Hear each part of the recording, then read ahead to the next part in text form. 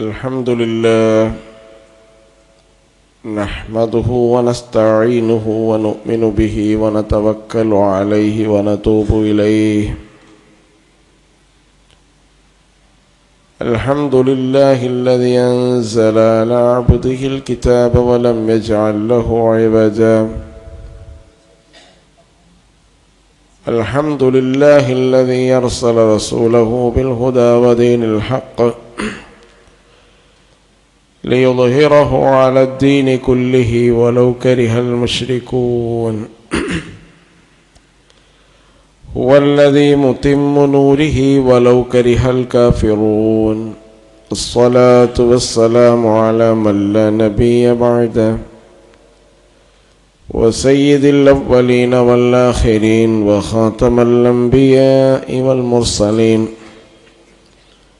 وزعيم المتقين وإمام المسلمين وقائد المؤمنين الذي أدى الأمانة ونصح الأمة وبلغ الرسالة وجاهد في الله حق جهاده كما صليت على إبراهيم وعلى آل إبراهيم. اللهم بارك على محمد وعلى آل محمد كما باركت على إبراهيم وعلى آل إبراهيم في العالمين إنك حميد مجيد. يا أيها الذين آمنوا اتقوا الله حق تقاته ولا تموتن إلا وأنتم مسلمون. أعوذ بالله من الشيطان الرجيم. بسم الله الرحمن الرحيم. رب هب لي من الصالحين فبشرناه بغلام حليم. فلما بلغ معه السعي قال يا بني إني أرى في المنام أني أذبحك فانظر ماذا ترى. قال يا أبت افعل ما تؤمر ستجدني إن شاء الله من الصابرين. فلما أسلما وتله للجبين ونادينا أن يا إبراهيم قد صدقت الرؤيا إنا كذلك نجزي المحسنين. صدق الله العلي العظيم. ആദരണീയരായ സഹോദരന്മാരെ, സഹോദരിമാരെ, സത്യവിശ്വാസികളെ, ജഗന്യന്താവായ അള്ളാഹുവിൻ്റെ വിധി വിലക്കുകൾ പാലിച്ചുകൊണ്ട് ജീവിക്കണമെന്നും ജീവിതത്തിൻ്റെ എല്ലാ ഇടപാടുകളും അവൻ്റെ നിർദ്ദേശങ്ങൾക്കനുസരിച്ച് ക്രമീകരിക്കണമെന്നും നമ്മുടെ അടക്കവും അനക്കവും അള്ളാഹു കാണുന്നുണ്ടെന്ന ബോധത്തോടു കൂടി ജീവിക്കണമെന്നും എന്നോടെന്ന പോലെ നിങ്ങളോടും വസിയത്ത് ചെയ്യുകയാണ്, ഉപദേശിക്കുകയാണ്. നരകാവകാശിയും സ്വർഗാവകാശിയും ഒരിക്കലും സമന്മാരാവുകയില്ല. സ്വർഗം നേടിയവരാവുന്നു വിജയിച്ചവർ. വിജയികളുടെ കൂട്ടത്തിൽ ഉൾപ്പെടുത്തി നമ്മെ എല്ലാവരെയും അല്ലാഹു അനുഗ്രഹിക്കുമാറാവട്ടെ. പരിശുദ്ധ ഖുർആൻ ഹദറത്ത് ഇബ്രാഹിം അലൈഹിസ്സലാമിൻ്റെ ചരിത്രം നിരവധി തവണ ആവർത്തിച്ച് പറയുന്നതായി നമുക്ക് കാണാൻ കഴിയും. നമ്മോട് എല്ലാവരോടും മില്ലത്ത് ഇബ്രാഹിം പിൻപറ്റുവാനാണ് ഖുർആനിൻ്റെ ശാസന. മില്ലത്ത് ഇബ്രാഹിമിന് ഒരുപാട് സവിശേഷതകളുണ്ട്. ആ സവിശേഷതകൾ എല്ലാം ഉൾക്കൊണ്ടുകൊണ്ട് അത് പിൻപറ്റി ജീവിതം ക്രമപ്പെടുത്തണം എന്നാണ് നബി സല്ലല്ലാഹു അലൈഹി വസല്ലമയോടും വിശ്വാസി സമൂഹത്തോടും അല്ലാഹു ആഹ്വാനം ചെയ്യുന്നത്. മില്ലത്ത് ഇബ്രാഹിം അലൈഹിസ്സലാമിൻ്റെ ഏറ്റവും പ്രധാനപ്പെട്ട ഒരു സവിശേഷതയാണ്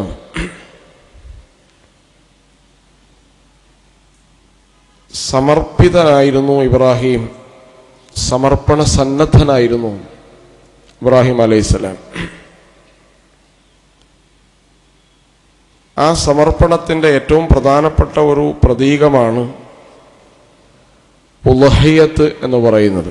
ഉളുഹിയ്യത്ത് എന്ന് പറഞ്ഞാൽ ത്യാഗം എന്നതിൽ നിന്നുണ്ടാവുന്നതാണ്. എന്താണ് ഉളുഹിയ്യത്ത്? മാ യദ്ബഹു മിൻ ബഹീമത്തിൽ അൻആമി അയ്യാം ഈദ് അൽ-അദ്ഹ.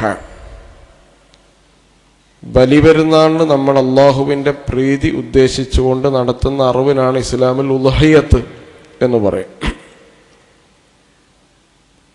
ഇബ്രാഹിം അലൈഹി ഇസ്ലാമിൻ്റെ ത്യാഗത്തിൻ്റെ ഒരു പ്രതീകമാണത്. ഖുർആൻ തന്നെ ഫസല്ലി ലിറബ്ബിക വൻഹർ, നീ നമസ്കരിക്കുകയും ബലിയറുക്കുകയും ചെയ്യുക. എല്ലാ നമസ്കാര വേളയിലും നമ്മൾ പറയുന്നു ഇന്ന സ്വലാത്തി വനുസുക്കി വമഹ്യായ വമമാതി ലില്ലാഹി റബ്ബിൽ ആലമീൻ. എൻ്റെ നമസ്കാരവും എൻ്റെ നുസ്ക് ബലികർമ്മവും, സാധാരണ ഒരാൾ അറക്കണതിന് നുസ്ക് എന്ന് പറയില്ല. ഖുദു അന്നി മനാസിക്കക്കും, ഹജ്ജുമായി ബന്ധപ്പെട്ട് വരുമ്പോൾ ഉള്ള ഒരു അറിവാണ്, ഒരു ബലികർമ്മമാണ് നുസ്ക് എന്ന് പറഞ്ഞത്. അത് അല്ലാഹുവിനാണ് എന്ന് എല്ലാ നമസ്കാരത്തിലും നമ്മൾ പ്രതിജ്ഞ ചെയ്യാറുണ്ട്.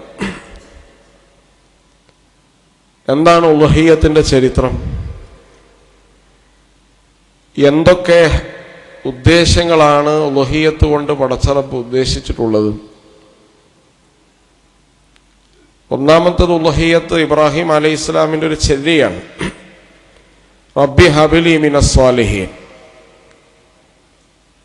തനിക്ക് മക്കളില്ലാത്തപ്പോൾ ഇബ്രാഹിം അലൈഹി ഇസ്ലാം മക്കൾക്ക് വേണ്ടി പ്രാർത്ഥിച്ചു, സ്വാലിഹീങ്ങളായ സന്താനങ്ങളെ നൽകണേ എന്ന് പറഞ്ഞു.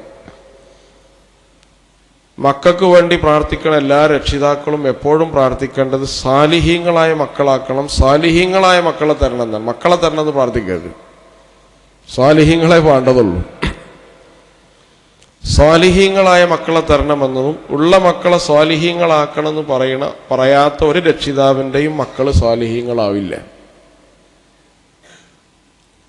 മക്കളോടുള്ള രക്ഷിതാവിൻ്റെ ഒന്നാമത്തെ ബാധ്യത മക്കൾക്ക് തിന്നാൻ കൊടുക്കലല്ല, മക്കൾക്ക് വേണ്ടി പ്രാർത്ഥിക്കലാണ്. ആ പ്രാർത്ഥനയിൽ ഒന്നാമത് സാലിഹീങ്ങളായ മക്കളാക്കണേ എന്നുള്ളതാണ്. പ്രവാചകന്മാർ മക്കൾക്ക് വേണ്ടി പ്രാർത്ഥിച്ചപ്പോൾ സാലിഹീങ്ങളായ മക്കൾക്ക് വേണ്ടിയാണ് പ്രാർത്ഥിച്ചത്.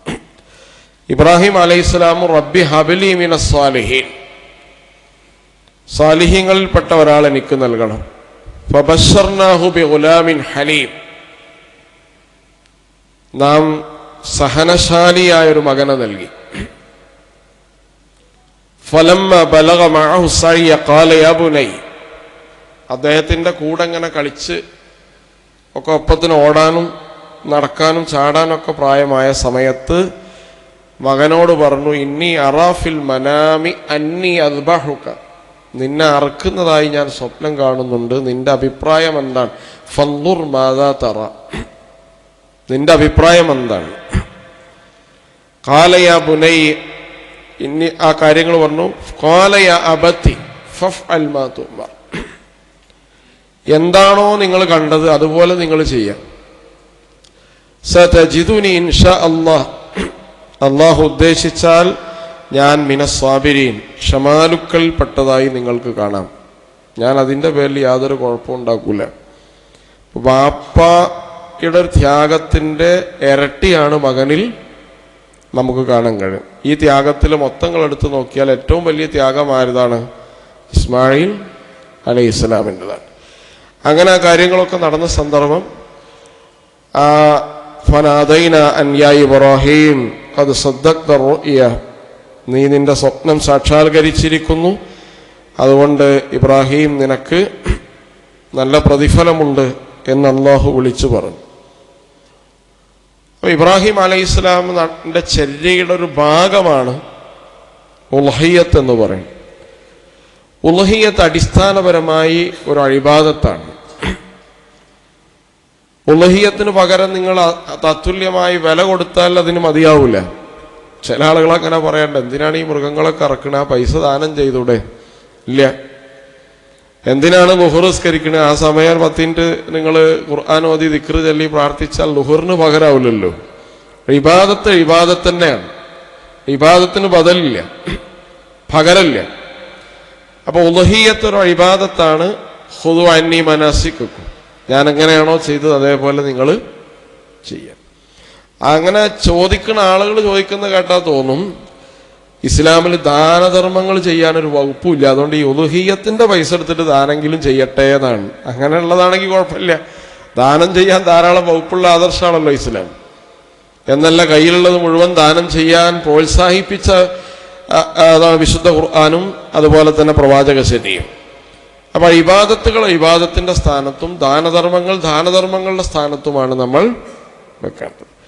അപ്പൊ ഉൽഹിയ്യത്ത് എന്ന് പറയുന്നത്, എന്തുകൊണ്ടാണ് അള്ളാഹു ഉൽഹിയ്യത്ത് നിങ്ങൾക്ക് ഒരു പുണ്യകർമ്മമാക്കിയത്, ഒരു ഇബാദത്താക്കിയത്? ഒന്നാമത് തൗഹീദിന്റെ ഭാഗമാണ്. അള്ളാഹുവിന് വേണ്ടി മാത്രം നിങ്ങൾ ബലിയറുക്കുക. അള്ളാഹ്ക്ക് വേണ്ടി മാത്രമേ ചെയ്യാൻ പാടുള്ളൂ. അല്ലാഹ് അല്ലാത്ത ഒരാൾക്ക് വേണ്ടി അറുത്ത ഒന്നും നിങ്ങൾ ഭക്ഷിക്കാൻ പാടില്ല, അത് നിഷിദ്ധമാണ്. ഹുർരിമത് അലൈക്കുമുൽ മൈതതു വദ്ദമു വലഹ്മുൽ ഖിൻസീർ വമാ ഉഹില്ല ബിഗൈരില്ല. അള്ളാഹു അല്ലാത്ത ആളുകൾക്ക് വേണ്ടി അറുത്ത് നിങ്ങൾ എന്ത് ചെയ്യരുത്, ഭക്ഷിക്കാൻ പാടില്ല. അപ്പൊ അത് തൗഹീദിന്റെ പ്രഖ്യാപനമാണ്. രണ്ടാമത്തത് അള്ളാഹുവോടുള്ള സാമീപ്യത്തിന്റെ അടയാളമാണ്. ഇബ്രാഹിം അലൈഹിസ്സലാമിനോട് ഈ സ്വപ്നം സാക്ഷാത്കരിക്കാൻ പോകുമ്പോൾ പിശാചിന്റെ പ്രലോഭനങ്ങൾ ഉണ്ടാവുന്നുണ്ട്. അങ്ങനെ ചെയ്യരുത്, മകനെ അറക്കരുത്. വഹിയൊന്നല്ലല്ലോ, സ്വപ്നമല്ലേ കണ്ടിട്ടുള്ളൂ. മാതാവിനോട് ഇത് പറയും. എല്ലാ ആളുകളും ആ ഫ്രെയിമിലുള്ള 3 പേരും പിശാചിനെ ആട്ടി അകറ്റുകയാണ്. പിശാചിനോട് ദൂരെ പോകാൻ പറയുകയാണ്. നിനക്ക് ഞങ്ങളുടെ കാര്യത്തിൽ ഒരു റോളുമില്ല എന്നവർ തീർത്ത് പ്രഖ്യാപിക്കുകയാണ്. ഇസ്മായിൽ അലൈഹിസ്സലാം തൊട്ടടുത്ത ഉയർന്ന പ്രദേശത്തേക്ക് ഇബ്രാഹിം അലൈഹിസ്സലാം തന്റെ മകനെ കൊണ്ടുപോവുകയാണ്. കൊണ്ടുപോകുമ്പോൾ മകൻ അറിയാം എന്നെ ഇറക്കാനാണ് കൊണ്ടുപോകുന്നത്, വാപ്പാക്ക് അറിയാം മകൻ ഇറക്കാനാണ് പോകുന്നത്. അങ്ങനെ ഇബ്രാഹിം അലൈഹിസ്സലാം വതല്ലഹു, ഖുർആൻ തന്നെ പറയുന്നുണ്ട്, അവരെങ്ങനെ എന്ത് ചെയ്തു, അറക്കാൻ വേണ്ടി കടത്തി വെച്ചു. ഫലമ്മ അസ്ലമ വതല്ലഹു ലിൽ ജബീൻ, അങ്ങനെ കമിഴ്ത്തി അങ്ങനെ കടത്തി. അങ്ങനെ അറക്കാൻ വേണ്ടി നിൽക്കുമ്പോൾ വനാദൈനാഹു, ഇബ്രാഹിം എന്ന വിളി കേൾക്കുന്നത്. ഇബ്രാഹിം അലൈഹിസ്സലാം, നിന്റെ മകൻ അറുക്കണമെന്ന് അള്ളാഹു ഒരിക്കലും ഉദ്ദേശിച്ചിട്ടില്ല. നിന്റെ ത്യാഗം എത്രയുണ്ട് എന്ന് പരീക്ഷിക്കുകയാണ്, തളഹിയത്ത് എത്രയുണ്ട് എന്ന് പരീക്ഷിക്കുകയാണ് അള്ളാഹു ചെയ്യുന്നത്. അപ്പൊ ഇബ്രാഹിം അലൈഹിസ്സലാമിന് അറുക്കാൻ വേണ്ടി ഒരാടിനെ നൽകി ജിബ്രീൽ അലൈഹിസ്സലാം. ജിബ്രീൽ അലൈഹിസ്സലാം ഇബ്രാഹിം അലൈഹിസ്സലാമിനോട് അത് അറുക്കാൻ പറഞ്ഞു. അങ്ങനെ അറുക്കുന്ന സമയത്ത് ജിബ്രീൽ അലൈഹിസ്സലാം അല്ലാഹു അക്ബർ അല്ലാഹു അക്ബർ അല്ലാഹു അക്ബർ, ഇബ്രാഹിം അലൈഹിസ്സലാം ലാ ഇലാഹ ഇല്ലല്ലാഹു അല്ലാഹു അക്ബർ, മഹാനായ ഇസ്മായിൽ അലൈഹിസ്സലാം അല്ലാഹു അക്ബർ വലില്ലാഹിൽ ഹംദ്. അപ്പൊ ജിബ്രീൽ, ഇബ്രാഹിം, ഇസ്മായിൽ, ഇതാണ് തക്ബീർ. ഈ തക്ബീറിന് ആദ്യത്തെ ബന്ധം ആകാശവുമായിട്ടാണ്. കാരണം തുടങ്ങിയത് ആരാണ്? ജിബ്രീൽ അലൈഹിസ്സലാമാണ്. അത് രണ്ടാമത് അത് ചൊല്ലുന്നത് ഇബ്രാഹിം അലൈഹിസ്സലാമാണ്. അത് പൂർത്തീകരിക്കുന്ന ഇസ്മായിൽ അലൈഹിസ്സലാമാണ്. മലക്കും മനുഷ്യനും കൂടി ചേർന്ന് നടത്തിയ ഒരു മുദ്രാവാക്യമാണത് തക്ബീർ. തക്ബീറിന്റെ ഏറ്റവും വലിയ പ്രത്യേകത, അത് ആകാശവും ഭൂമിയുമായി മനുഷ്യന്റെ എല്ലാ കർമ്മങ്ങളെയും ബന്ധിപ്പിക്കുന്ന ഒരു നൂലാണ്. മനുഷ്യന്റെ ഏത് കർമ്മത്തിനും ആകാശമായിട്ട് ബന്ധം വേണം, ഭൂമിയായിട്ടും ബന്ധമുണ്ടാകും. ആ തക്ബീറോട് കൂടിയാണ് ഈ ബലികർമ്മം നിർവഹിക്കുന്നത്. അത് അള്ളാഹുവോടുള്ള സാമീപ്യത്തിന്റെ ഏറ്റവും പ്രധാനപ്പെട്ട ഒരു നിദർശനമാണ് ബലി എന്ന് പറയുന്നത്. മൂന്നാമത്തത് മഹത്തായ പ്രതിഫലമുള്ള ഒരു കർമ്മമാണ് ബലി എന്ന് പറയുന്നത്. ഇസ്ലാമിൽ ചില പണ്ഡിതന്മാർ അത് നിർബന്ധമാണ് എന്നാണ് പറഞ്ഞത്. ഷെയ്ഖുൽ ഇസ്ലാം ഇബ്നു തൈമിയ്യ ഇമാം ആളം അബു ഹനീഫ ഇവർക്കൊക്കെ അത് വാജിബാണ്, നിർബന്ധമാണ് എന്ന അഭിപ്രായമാണ് ഉള്ളത്. കഴിവുള്ള ആളുകൾ ബലിയറുക്കൽ നിർബന്ധമാണ്. എന്നാൽ ഭൂരിപക്ഷ പണ്ഡിതന്മാർക്കും അത് സുന്ന അൽ മുഅക്കദ്, പ്രബലമായ സുന്നത്താണ്, പ്രബലമായ സുന്നത്താണ്. അതുകൊണ്ട് അത് ഏറ്റവും പുണ്യകരമായൊരു പ്രവൃത്തിയാണ്. അത് അല്ലാഹു സുബ്ഹാനഹു വ തആലയോടുള്ള സാമീപ്യത്തിന്റെ അടയാളമായതുകൊണ്ട് അള്ളാഹു അതിന് ധാരാളം പ്രതിഫലം നൽകും. നാലാമത്തെ കാര്യം അള്ളാഹുവോടുള്ള ഇത്താഅത്തിന്റെ പ്രഖ്യാപനമാണ്. ഇബ്രാഹിം അലൈഹിസ്സലാമിന് വേണമെങ്കിൽ അള്ളാഹ് നേരിട്ട് പറയട്ടെ എന്ന് വെയിറ്റ് ചെയ്യാം. സ്വപ്നത്തിലല്ല കണ്ടിട്ടുള്ളൂ, നേരിട്ട് വരട്ടെ അപ്പൊ നോക്കാമെന്ന് വെക്കാം. പക്ഷെ അമ്പിയാക്കളുടെ സ്വപ്നവും വഹിയാണ് എന്നാണ് ഹദീസിൽ നമുക്ക് കാണാൻ കഴിയുന്നത്. അപ്പൊ ആ വഹീന്റെ അടിസ്ഥാനത്തിൽ ഇബ്രാഹിം അലൈഹിസ്സലാം തന്റെ മകനെ അറുക്കണം. അതിൽ അങ്ങോട്ടും ഇങ്ങോട്ടും ഇസ്മായിൽ അലൈഹിസ്സലാമിനോടും അഭിപ്രായം ചോദിക്കുന്നു. ഇസ്മായിൽ അലൈഹിസ്സലാം വേണ്ടാന്ന് പറഞ്ഞാലോ, എന്നാലും ആര് ചെയ്യും? ഇബ്രാഹിം അലൈഹിസ്സലാം ചെയ്യും. കാരണം ഇബ്രാഹിം അലൈഹിസ്സലാമിന്റെ താഴത്ത് എന്ന് പറയുന്നത് ലോകത്ത് ഏറ്റവും മികച്ച ഒന്നാണ്. അതുകൊണ്ട് ഇത്തഖദല്ലാഹു ഇബ്രാഹിമ ഖലീല, ഇബ്രാഹിം അലൈഹിസ്സലാമിന് അല്ലാഹു ആത്മമിത്രമായി സ്വീകരിച്ചു. എല്ലാ മനുഷ്യരും ഒറ്റപ്പെടുത്തി, വാപ്പ വീട്ടിൽ നിന്ന് പുറത്താക്കി. അതേപോലെ ഭരണകൂടം ഇബ്രാഹിം അലൈഹിസ്സലാമിനെ തടവിലാക്കി, അദ്ദേഹത്തെ കെട്ടിയിട്ടു. അദ്ദേഹത്തിന് വേണ്ടി ഒരു അഗ്നികുണ്ടാരം തയ്യാറാക്കാൻ പറഞ്ഞു. വലിയൊരു അഗ്നികുണ്ടാരം, അതിന്റെ മുകളിലൂടെ അങ്ങനെ പറവകൾ പോവുകയാണെങ്കിൽ പോലും കരിഞ്ഞു വീഴുന്ന ചൂട്. വളരെ ദൂരെ നിന്നാണ് ഇബ്രാഹിം അലൈഹിസ്സലാമിനെ അതിലേക്ക് വലിച്ചെറിയുന്നത്. ആ സമയത്ത് ഇബ്രാഹിം അലൈഹിസ്സലാം പറയുന്നത് എന്താണ്? മഹാനായ ജിബ്രീൽ അലൈഹിസ്സലാം വന്നിട്ട് ഇബ്രാഹിം അലൈഹിസ്സലാമിനെ ഇങ്ങനെ താങ്ങി പിടിക്കുന്നു. അപ്പൊ ഈ ജിബ്രീലിനോട് ഇബ്രാഹിം അലൈഹിസ്സലാം പറയാൻ, അള്ളാഹു വരണം, നന്നെ ആരാ അങ്ങോട്ട് വിളിച്ചത്? അള്ളാഹ് വരട്ടെ. നമ്മൾ ആരെങ്കിലും ഒരു തീകുണ്ടാരത്തിൽ പോവുകയാണെങ്കിൽ, അല്ലെങ്കിൽ ഒഴുക്കുള്ള വെള്ളത്തിൽ ഒഴിച്ചു പോവുകയാണെങ്കിൽ കിട്ടുന്ന കച്ചിത്തുരുമ്പ് പിടിച്ചിട്ട് രക്ഷപ്പെടാൻ നോക്കും. അള്ളാഹ് വരട്ടെ എന്ന് ഇബ്രാഹിം അലൈഹിസ്സലാം പറഞ്ഞത് എന്തുകൊണ്ടാണ്? അള്ളാഹ് വരും എന്ന് ഉറപ്പുള്ളത് കൊണ്ടാണ്. അള്ളാഹ് വരും എന്ന് ഉറപ്പുള്ളത്. കാരണം അള്ളാഹുവിന്റെ ഇത്താഴത്തിൽ അത്ര അധികം തളഹിയത്ത്, ത്യാഗം നടത്തിയ പ്രവാചകനാണ് ഹദ്റത്ത് ഇബ്രാഹിം അലൈഹിസ്സലാം. അതുകൊണ്ട് ഇത്താഴത്തിന്റെ ഏറ്റവും പ്രധാനപ്പെട്ട ഒന്നാണ് അള്ളാഹ് പറഞ്ഞതുകൊണ്ട് ഞാനത് ചെയ്യുന്നു എന്നതാണ് ഉളുഹിയ്യത്തിന്റെ ഏറ്റവും പ്രധാനപ്പെട്ട ഭാഗമെന്ന് പറയുന്നത്. അഞ്ചാമത്തെ അള്ളാഹു ചെയ്ത നിഅമത്തിനെ പരസ്യപ്പെടുത്തുക. അറക്കാൻ കഴിവുണ്ടെങ്കിൽ പൈസ തന്നിട്ടാണല്ലോ അറക്കണത്. അപ്പൊ അറിവിന് പരസ്യപ്പെട്ടു. ആ അറിവ് എന്ന് പറയുന്നത് അതൊരു പാരമ്പര്യമൊന്നുമല്ല. എന്റെ വാപ്പ അറുത്തോണ്ട് ഇനി എന്തായാലും ഞാൻ അറക്കണം, ആ പരിപാടി ഇല്ല. ഞങ്ങൾ പാരമ്പര്യമായിട്ട് 3 അറുത്തിരുന്നു, അതുകൊണ്ട് കടം പേടിച്ചിട്ടെങ്കിലും 3 അറക്കണം എന്നതില്ല. അവനവനെ കൊണ്ട് കഴിയുന്നുവെങ്കിൽ 1 നമ്മൾ, അല്ലെങ്കിൽ 2 എത്രയും നമുക്ക് അറക്കാൻ നബി സല്ലല്ലാഹു അലൈഹി വസല്ലം 10 വർഷം ഉളുഹിയ്യത്ത് നിർവഹിച്ചിരുന്നു. 10 വർഷവും നബിയാണത് അറുത്തിരുന്നത്. നബി സല്ലല്ലാഹു അലൈഹി വസല്ലം 1-ൽ കൂടുതൽ മൃഗങ്ങളെ ബലി അറുക്കാറുണ്ടായിരുന്നു. നബി ഒന്നല്ല ചെയ്തിരുന്നു, 1-ലധികം ചെയ്തിരുന്നു. അപ്പൊ നബി സല്ലല്ലാഹു അലൈഹി വസല്ലം ചെയ്തുകൊണ്ട് 1-ൽ കൂടുതലും ഒരാൾക്ക് എന്ത് ചെയ്യാം? ബലിയറുക്കാം. അത് അനുഗ്രഹത്തെ പരസ്യപ്പെടുത്തുന്നതാണ്. ത്യാഗമനസ്ഥിതി ഒരു മനുഷ്യനുണ്ട് എന്നുള്ളതിന്റെ അടയാളം കൂടിയാണ് ഉളുഹിയ്യത്ത് എന്ന് പറയുന്നത്. പിശുക്ക് തടയുക, ഒരാൾ ചെലവഴിക്കാൻ പിശുക്കുള്ള ഒരു മനുഷ്യന്റെ പിശുക്ക് തടയുന്ന ഒരു കർമ്മമാണ് ഉളുഹിയ്യത്ത് എന്ന് പറയുന്നത്. 9-മത്തതിന്റെ ദാനധർമ്മമാണ്, സാധുക്കളെ ഭക്ഷിപ്പിക്കുക എന്നുള്ള അതിന്റെ ഒരു ഭാഗം ആണ്. അപ്പൊ ഏറ്റവും പ്രധാനപ്പെട്ട ഒരു കാര്യമാണ് ദരിദ്രരായ ആളുകൾക്ക് അതിന്റെ ഒരു ഭാഗം നൽകുക എന്ന് പറയുന്നത്. അതുപോലെ തന്നെ മനസ്സിനെ ഹജ്ജുമായി ബന്ധിപ്പിക്കുക എന്നുള്ള ഉളുഹിയ്യത്തിന്റെ ഒരു പ്രധാനപ്പെട്ട കർമ്മമാണ്. മനസ്സ് നമ്മളെപ്പോഴും ഹജ്ജ് ചെയ്യുന്നവരുമായി നമ്മൾ ബന്ധപ്പെടുത്തും. കാരണം ഹജ്ജ് ഒരാൾ ഉളുഹിയ്യത്ത് അറക്കാൻ നിയത്ത് ചെയ്താൽ ദുൽഹജ്ജ് 1-ന് തന്നെ അയാൾ നിയത്ത് ചെയ്യണം. ദുൽഹജ്ജ് എന്ന് പറഞ്ഞാൽ നമ്മൾ മാർച്ച് 18 ആകുമ്പോഴേക്കും ദുൽഹജ്ജ് 1 ഈ ദുൽഹജ്ജയുടെ സന്ദർഭത്തിൽ നമ്മൾ ഉളുഹിയ്യത്തിന് വിചാരിക്കുന്ന ആൾ, 1 അറക്കാൻ കഴിയുന്ന ആൾ അങ്ങനെ ചെയ്യണം. അല്ലെങ്കിൽ 1-ൽ ഷെയർ ചെയ്യാൻ പറ്റുന്ന ആളുകൾ അങ്ങനെ ചെയ്യണം. ചെയ്യുന്ന ആളുകൾ പിന്നെ ഹാജിയെ പോലെ ആയിരിക്കും. പിന്നെ അയാളുടെ നഖം, മുടി, താടി എന്നിവ ഒന്നും നീക്കം ചെയ്യാൻ പാടില്ല. അതുകൊണ്ട് അതെന്താണ്? ഹജ്ജുമായി ഉളുഹിയ്യത്തിന് എന്ത് ചെയ്യാണ്? ബന്ധപ്പെടുത്തുക. ലോകത്ത് മുസ്ലിം ഉമ്മത്തിലെ ശ്രേഷ്ഠരായ അള്ളാഹുവിന്റെ അതിഥികൾ, ആ അതിഥികളോട് അവിടെ എത്താത്ത മനുഷ്യരും ഐക്യദാർഢ്യപ്പെടുന്ന ഒരു കർമ്മം കൂടിയാണ് ഇത് ഉൾഹിയത്ത് എന്ന് പറയുന്ന കർമ്മം. 10ാമത്തെ കാര്യം മില്ലത്ത് ഇബ്രാഹിം അലൈഹിസ്സലാമിന്റെ മില്ലത്താണ്. മില്ലത്തിനെ പുനർജീവിപ്പിക്കുക എന്ന് പറയുന്നത് വിശ്വാസികളുടെ ധർമ്മമാണ്. ഈ ധർമ്മം നിർവഹിക്കുന്ന ഒരു കർമ്മമാണ് യഥാർത്ഥത്തിൽ ഹജ്ജ് എന്ന് പറയുന്നത്. അതുപോലെ ഉൾഹിയത്ത് എന്ന് പറയുന്ന കർമ്മം എന്ന് പറയും. അപ്പൊ ഈ ഉൾഹിയത്തിലൂടെ മില്ലത്ത് ഇബ്രാഹിമിനെ ഒരാൾ പുനർജീവിപ്പിക്കുകയാണ്. അതുകൊണ്ടാണ് മൻ കാന ലഹു സഅ വലം യുളഹി ഫലാ യഖറബന്ന മുസല്ലാന.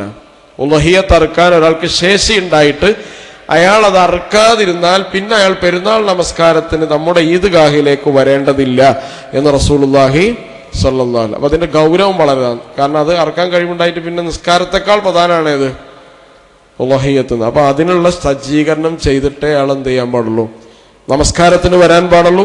നമസ്കാരം കഴിഞ്ഞ് ബലി അറുക്കുക. നമസ്കാരം കഴിഞ്ഞു, നബി ഖുത്ബ നടത്തി. ഖുത്ബ കഴിഞ്ഞ് നബി നേരെ ബലി അറുത്തു എന്നാണ് ചരിത്രത്തിൽ നമുക്ക് കാണാൻ കഴിയുന്നത്. അതുകൊണ്ട് അത് പ്രബലമായ സുന്നത്താണ്. നബി സല്ലല്ലാഹു അലൈഹി വസല്ലം 10 വർഷം അത് നിർവഹിച്ചിരുന്നു. അത് അള്ളാഹുവിന്റെ ചിഹ്നമാണ്. വമൻ യുഅദ്ദിം ശആയിറല്ലാഹ് ഫഇന്നഹാ മിൻ തഖ്വൽ ഖുലൂബ്. അള്ളാഹുവിന്റെ ശആയിറുകൾ ആദരിക്കുക, ബഹുമാനിക്കുക എന്നത് തഖ്വയുടെ ലക്ഷണമാണ്. ബലിമൃഗം അള്ളാഹുവിന്റെ ശആയിറാണ്, ചിഹ്നമാണ്. അതുപോലെ തന്നെ ഹജ്ജുമായി ബന്ധപ്പെട്ട് വരുന്ന എല്ലാ പ്രതീകങ്ങളും അള്ളാഹുവിന്റെ ഇന്ന സഫ വൽ മർവത മിൻ ശആയിരില്ല. അതിനെ നമ്മൾ എന്ത് ചെയ്യണം, ആദരവോടുകൂടി പെരുമാറണം. ആദരവോടുകൂടി പെരുമാറണം. കഅബന്റെ അടുത്ത് പോയിട്ട് സെൽഫി എടുക്കരുത്. അതേപോലെ അതൊക്കെ അള്ളാഹുവിന്റെ ശആയിറുകളാണ്. ഇപ്പോ മദീന പള്ളിയിൽ ഇമാമ് നിൽക്കുന്ന ഇമാമ്, അദ്ദേഹം നമസ്കാരം വീട്ടിയ സാധാരണ ഇമാമിന് എഴുന്നേറ്റ് പോകലാണ് ഏറ്റവും സുന്നത്ത്. ഇല്ലെങ്കിൽ അദ്ദേഹം കുറച്ച് മാറിയിരിക്കും, തിരിഞ്ഞിരുന്നാൽ നമ്മൾ തമ്മിലുള്ള ബന്ധം കഴിഞ്ഞ് എഴുന്നേറ്റ് പോയിക്കോളൂ വേണമെങ്കിൽ എന്നൊരു അനുവാദമാണ്. അങ്ങനെ തിരിഞ്ഞിരിക്കുമ്പോഴാണ് മമ്മും പോകേണ്ടത്. അപ്പൊ അങ്ങനെ മദീനയിലെ ഇമാമ് അങ്ങനെ ചെയ്യുന്ന നേരെ വലതുഭാഗത്തേക്ക് തിരിഞ്ഞിരിക്കുന്നതിന് പകരം ഇടതുഭാഗത്തേക്ക് തിരിഞ്ഞു. കാരണം എന്താണ്, വലതുഭാഗത്തേക്ക് തിരിഞ്ഞാൽ അദ്ദേഹത്തിന്റെ ബാക്ക് ഭാഗം നബി സല്ലല്ലാഹു അലൈഹി വസല്ലമയുടെ ഖബറായിരിക്കും. അത് ആദരവാണ്. വമൻ യുഅദ്ദിം ശആയിറല്ലാഹ്, അത് ആദരവിന്റെ ലക്ഷണം. ആദരവുള്ള ആളുകൾക്ക് ദീനിൽ എന്തേയുള്ളൂ, നന്മ ഉണ്ടാവുള്ളൂ. വാപ്പാനെ ബഹുമാനിക്കാത്തൊരു മകൻ സ്വാലിഹായ മകനാവില്ല. അയാൾ എത്ര ചാരിറ്റി ചെയ്തിട്ടും കാര്യമില്ല, പള്ളിയിൽ വന്ന് നിസ്കരിച്ചിട്ടും കാര്യമില്ല. കാരണം ആദരവ് ഇസ്ലാമിന്റെ ഒരു പ്രധാനപ്പെട്ട ഘടകമാണ്. ആദരവ് ഓവറായി പോകണ്ട, പക്ഷെ ആദരിക്കേണ്ടതിനെ നമ്മൾ എന്ത് ചെയ്യണം. അത് ബാങ്ക് കേൾക്കുമ്പോൾ നമ്മൾ എന്തിനാണ് മൗനം പാലിക്കണം? വമൻ യുഅദ്ദിം ശആയിറല്ലാഹ്, ബാങ്ക് അള്ളാഹുവിന്റെ ശആയിറാണ്. അപ്പൊ അതിനെ ആദരിക്കണതിന്റെ ഭാഗമാണ്, ആദരിക്കുന്നതിന്റെ ഭാഗമാണ്. അപ്പൊ ആദരിക്കുക എന്നാണ്. ബലിമൃഗങ്ങൾ ആദരിക്കണം, ബലിമൃഗങ്ങളെ ദ്രോഹിക്കരുത്, ബലിമൃഗങ്ങളോട് മോശമായി പെരുമാറരുത്. അറിവ് നടത്തുന്ന സമയത്ത് അതിന്റെ മുന്നിൽ കത്തി മൂർച്ച കൂട്ടരുത്. വേറെ ഒന്നിന്റെ മുന്നിൽ വെച്ച് നിങ്ങൾ അതിനെ അറുക്കരുത്. മൂർച്ച കൂട്ടിയ ഒരാളോട് പറഞ്ഞത് ഇതിന്റെ മുമ്പ് ചെയ്തുകൂടായിരുന്നോ നിനക്ക് എന്ന് റസൂലുള്ളാഹി സ്വല്ലല്ലാഹു അലൈഹി വസല്ലം പറഞ്ഞു. വേറൊരു മൃഗത്തിന്റെ മുന്നിൽ വെച്ച് നിങ്ങൾ എന്ത് ചെയ്യരുത്, ഒരു മൃഗത്തെ അറക്കരുത്. അപ്പൊ ഇങ്ങനെയുള്ള കാര്യങ്ങളൊക്കെ നബി സല്ലല്ലാഹു അലൈഹി വസല്ലം ശആയിറാണ്. അള്ളാഹുവിന്റെ ചിഹ്നങ്ങളെ ആദരിക്കൽ തഖ്വയുടെ ഭാഗമാണ്. ഒരാൾ മുത്തഖിയാണോ എന്നതിന്റെ അടയാളം പള്ളിയിൽ അയാൾ വിനയാനിതനായിരിക്കും. പള്ളിയിൽ ഇരിക്കേണ്ടതിന് രൂപമുണ്ട്, ശൈലിയുണ്ട്. എങ്ങനെയെങ്കിലും ഇരിക്കാനൊന്നും പള്ളിയിൽ പറ്റൂല. അതേപോലെ തന്നെ പള്ളിയിൽ സൊഫുകൾ ശരിയാക്കേണ്ടതിന് രീതിശാസ്ത്രമുണ്ട്. അതൊക്കെ ശആയിറാണ്. അള്ളാന്റെ ശആയിറുകളെ നമ്മൾ എന്ത് ചെയ്യണം, ആദരിക്കുകയും ബഹുമാനിക്കുകയും ചെയ്യണം. നിങ്ങളിപ്പോ തുപ്പുന്ന സ്ഥലത്ത് തുപ്പി പോയാൽ, അത് നിലത്ത് പോയാൽ നിങ്ങൾക്ക് അതിന് തെറ്റൊന്നുമില്ല. പക്ഷെ പള്ളിയിൽ ഒരാൾ തുപ്പിയാൽ അത് പാപമാണ്. കാരണം അത് ആദരവില്ല. ഞാൻ ആദരവിന്റെ കാര്യങ്ങളല്ല പറയണത്. ബലിമൃഗങ്ങൾ അള്ളാഹുവിന്റെ ശആയിറാണ്. ആ ശആയിറുകളെ, ചിഹ്നങ്ങളെ നമ്മൾ ആദരിക്കണം, ബഹുമാനിക്കണമെന്നാണ്. അതുകൊണ്ട് ബലി ഇറക്കാൻ കഴിവുള്ള ആളുകൾ ബലി ഇറക്കുന്ന ആൾ സ്വന്തം നാട്ടിൽ അതിനാവശ്യക്കാരുണ്ടെങ്കിൽ അവരുടെ ഒന്നാമത്തെ ബാധ്യത സ്വന്തം നാട്ടിൽ എന്ത് ചെയ്യാണ്, ബലിയിറക്കൽ തന്നെ, ബലിയിറക്കലാണ്. ചില ആളുകൾ എളുപ്പവും കാര്യങ്ങളൊക്കെ നോക്കിയിട്ട് വേറെ എവിടേക്കെങ്കിലും കയറ്റി അയക്കും. അങ്ങനെ കയറ്റി വെച്ച് ആ നാട്ടിൽ ബലിയിറക്കലില്ലാതാവും. ഉളഹിയത്തുണ്ടാവും. അള്ളാഹിന്റെ ഒരു ചിഹ്നം അവിടെ എന്ത് ചെയ്യും, അസ്തമിക്കും. അത് പാടില്ല. ഇവിടെ ആളുകളില്ല, എല്ലാവരും ധനികരാണ്, അതിനാവശ്യക്കാരൊന്നുമില്ല. അല്ലെങ്കിൽ ആവശ്യക്കാർക്ക് കൂടുതൽ കിട്ടുന്നുണ്ട് എങ്കിൽ നമുക്ക് ആവശ്യമുള്ള ആളുകളിലേക്ക് എന്ത് ചെയ്യാം, അതെത്തിക്കാം. നോർത്ത് ഇന്ത്യയിലും മറ്റൊക്കെയുള്ള സ്ഥലങ്ങളിലേക്ക് നമുക്കതിൻ്റെ വിഹിതം എത്തിക്കാം. അത് ദരിദ്രരായ മനുഷ്യരെവിടെയാണോ കൂടുതലുണ്ടെങ്കിൽ അത് ചെയ്യുമ്പോഴും യഥാർത്ഥത്തിൽ നബി സല്ലല്ലാഹു അലൈഹി വസല്ലം ബലിയർത്തിയ നബി എന്നായിരുന്നു ബലിയർത്തിയിരുന്നത്. നബി അർത്ഥ രൂപ കണ്ട് എങ്ങനെയായിരുന്നു അറുത്തിരുന്നതൊക്കെ ഹദീസിൽ നമുക്ക് കാണാൻ കഴിയും. ബലിയർക്കുന്ന ആള് അവനവൻ തന്നെയാണ് എന്ത് ചെയ്യേണ്ടത്, ബലിയർക്കൽ ഏറ്റവും ഉത്തമമായത്. ഇനി അറക്കാൻ കഴിഞ്ഞില്ലെങ്കിൽ അയാൾ അവിടെ സന്നിഹിതനാവുകയും വേറെ ഒരാളത് ഏൽപ്പിക്കുകയും ചെയ്യുക. ബിസ്മില്ലാഹി വല്ലാഹു അക്ബർ എന്ന് പറഞ്ഞിട്ടാണ് ബലികർമ്മം ഒരാൾ നിർവഹിക്കേണ്ടത്. അല്ലാഹുമ്മ ഹാദാ മിൻക വലക്, ഇത് നിന്നിൽ നിന്നുള്ളതും നിനക്കുള്ളതുമാണ് അല്ലാഹുവേ എന്ന പ്രാർത്ഥനയോടുകൂടിയാണ് ഒരാൾ എന്ത് ചെയ്യേണ്ടത്, ബലികർമ്മം നിർവഹിക്കേണ്ടത്. പെരുന്നാൾ നിസ്കാരത്തിന് ശേഷം നിർവഹിക്കലാണ് ഏറ്റവും ശ്രേഷ്ഠത. പെരുന്നാൾ അയ്യാമു തശ്രീക്കിലും അതൊരാൾക്ക് എന്ത് ചെയ്യാം, നിർവഹിക്കാം. പെരുന്നാൾ കഴിഞ്ഞ് 3 ദിവസവും അയ്യാമു തശ്രീക്കാണ്, അതൊരാൾക്ക് നിർവഹിക്കാവുന്നതാണ്. ഈ മൃഗം എന്ന് പറഞ്ഞ മുസിന്നയായിരിക്കണം എന്ന ഹദീസിൽ കാണാൻ കഴിയും. ആടാണെങ്കിൽ 1 വയസ്സായിരിക്കണം. അതുപോലെ മാട്, നമ്മൾ സാധാരണ ഇറക്കുന്ന പോത്ത് കാള പോലത്തെ 2 വയസ്സായിരിക്കണം. ഒട്ടകമാണെങ്കിൽ 5 വയസ്സുള്ളതായിരിക്കണം. അതുപോലെ തന്നെ അറിവ് നേർച്ചയല്ലെങ്കിൽ ഉലഹിയത്തിൽ നിന്ന് അത് അറുക്കുന്ന ആളെന്ത് ചെയ്യണം, ഭക്ഷിക്കൽ സുന്നത്തായ കാര്യമാണ്. അത് ഭക്ഷിച്ചില്ലേ കുഴപ്പമൊന്നുമില്ല. നബി സല്ലല്ലാഹു അലൈഹി വസല്ലം താൻ ബലിയറുക്കുകയും അതിൻ്റെ ഒരു വിഹിതം മാറ്റിവെക്കുകയും അതിൽ നിന്ന് ഭക്ഷിക്കുകയും ചെയ്യാറുണ്ടായിരുന്നു എന്നാണ്. അപ്പോൾ 1 തനിക്ക്, 2 കുടുംബങ്ങൾക്ക്, 3 അഗതികൾക്ക്. ഇതാണ് ഉലഹിയത്തിന്റെയും അഖീഖത്തിന്റെയും രീതി.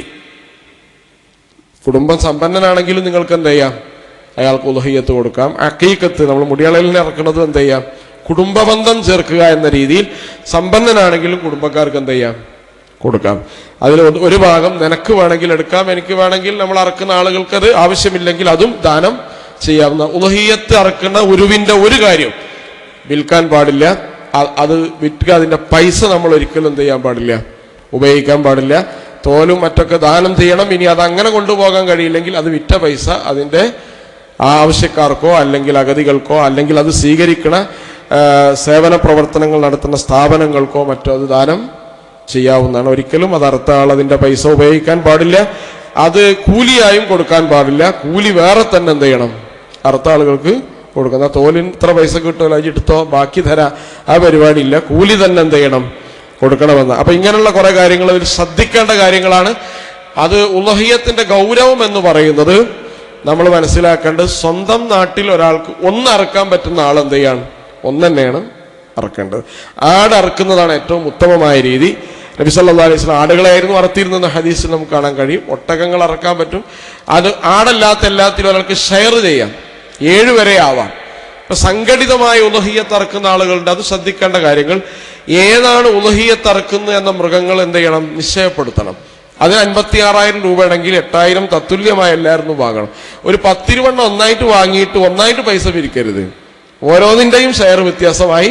ചിലപ്പോൾ 50,000 ഉള്ള പൈസ ഉണ്ടാവും, 60,000 ആയതുണ്ടാവും, 40,000 ആയതുണ്ടാവും. 40,000 40,000 ഷെയറേ വാങ്ങാൻ പാടുള്ളൂ. ഒന്നിച്ച് പൈസ വാങ്ങുന്നത് ശ്രദ്ധിക്കേണ്ട കാര്യമാണ്. കാരണം അത് ഏതാണ് എൻ്റെത് എന്ന് കൃത്യപ്പെടുത്തുക എന്ന് പറയുന്നത് വളരെ പ്രധാനപ്പെട്ടതാണ്. ഉലഹിയത്തിന്റെ കാര്യങ്ങളിൽ ശ്രദ്ധിക്കേണ്ട കാര്യങ്ങളാണ്. ഉലഹിയത്ത് എന്ന് പറയുന്നത് വിശ്വാസികൾ അവരുടെ ഒരു ഇബാദത്തായി ചെയ്യേണ്ടതാണ്. ഹജ്ജുമായി ഒരാൾക്ക് താദാമ്യപ്പെടാൻ പറ്റുന്ന ഒരു കർമ്മമായി നബി സല്ലല്ലാഹു അലൈഹി വസല്ലം പഠിപ്പിച്ച കർമ്മമാണ്. ഹാജിമാരല്ലാത്ത ഒരാൾക്ക് ഹജ്ജുമായി താദാമ്യം ചെയ്യാൻ പറ്റുന്ന കർമ്മമാണ്. ഹദ്റത്ത് ഇബ്രാഹിം അലൈഹിസ്സലാമിന്റെ ഏറ്റവും മഹത്തായ ത്യാഗമായിരുന്നു ഉലഹിയത്ത് എന്ന് പറയുന്നത്. ആ ചര്യ മില്ലത്ത് ഇബ്രാഹിം ലോകാവസാനം വരെ നിലനിൽക്കുക എന്ന് പറയുന്നത് കൂടി ഉലഹിയത്തിന്റെ ഒരു തേട്ടമാണ്. കഴിവുള്ള എല്ലാവരും അങ്ങനെ അതിനെ സന്നദ്ധരാവുകയും അതിന് നിയ്യത്ത് ചെയ്യുകയും സാധ്യമാവുന്ന രീതിയിൽ 1 ചെയ്യാൻ പറ്റുന്ന ആളുകൾ അങ്ങനെ ചെയ്യുക, അല്ലെങ്കിൽ ഷെയർ ചെയ്യുക. ഏതെങ്കിലും രീതിയിൽ ഉലഹിയത്തിൽ ഭാഗവാക്കാവാൻ പരിശ്രമിക്കുക. പടച്ച റബ്ബ് നമ്മുടെ എല്ലാ കർമ്മങ്ങളും സ്വീകരിക്കുമാറാവട്ടെ.